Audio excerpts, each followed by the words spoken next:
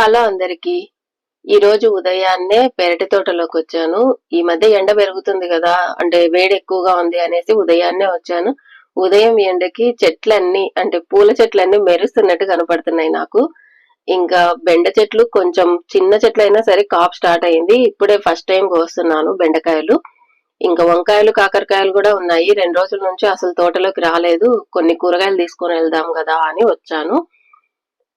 పురుగు మందు కొట్టకపోతే అస్సలు కాయవండి. ఆర్గానిక్ గా పండిస్తున్నాము అని చెప్తారు గాని మాకైతే అది అస్సలు సాధ్యం కాదు. ఎందుకంటే చుట్టుపక్కలంతా మాకు పంట పొలాలు ఉంటాయి. మేమొక్కరం పురుగు మందు కొట్టకపోతే ఆ పంట పొలాల్లో ఉండే పురుగులన్నీ ఈ చెట్ల మీదకే వచ్చేస్తాయి. ఆర్గానిక్ పంట కాదు, మొత్తానికే అసలు ఏ కాయలు ఉండకుండా చేసేస్తాయి అనిపిస్తది.